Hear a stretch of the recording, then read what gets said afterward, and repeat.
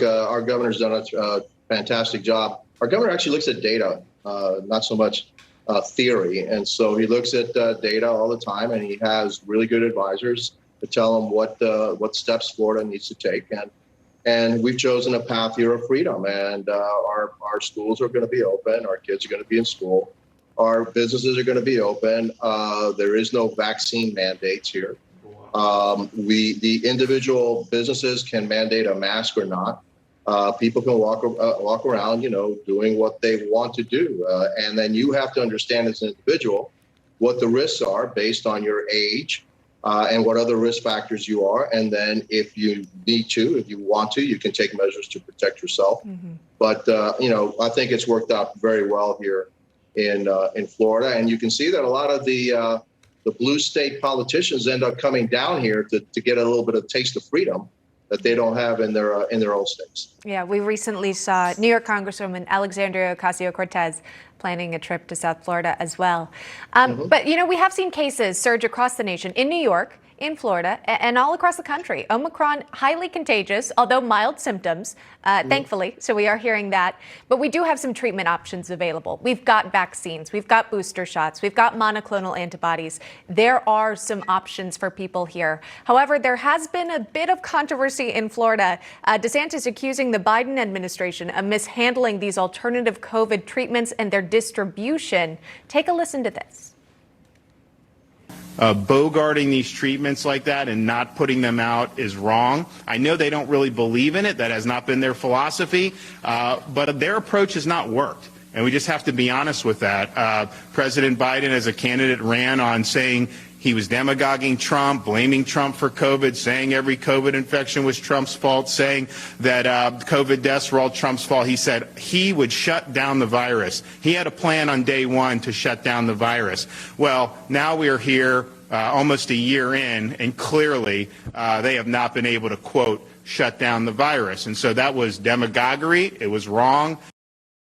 The president also continues to blame the unvaccinated for the pandemic and its continuation here.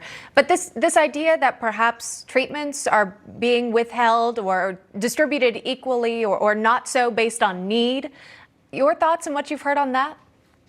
Well, I've heard, about 2 weeks ago, I spoke with a representative from one of our major hospital chains here. And without a doubt, the monoclonal treatments for the Delta variant were running out. And so, that was very concerning. And also, they didn't have any of the monoclonal treatments for the Omicron variant, which was even more troubling. And so we have had a shortage of those treatments here in the state of Florida. Why? I don't know. Is it something that the federal government needed to step up? Probably, to make sure that these treatments were available throughout the nation. Look, there's no secret that the Omicron is a breakthrough kind of a variant that goes through. A lot of people that are getting sick actually have been vaccinated.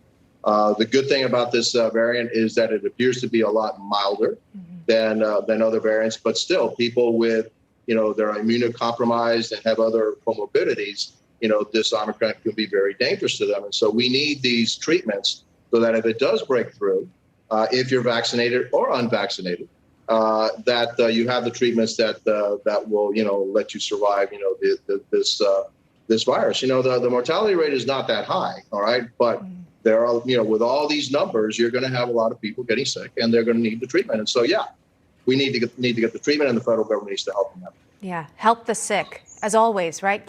Go back to basics here.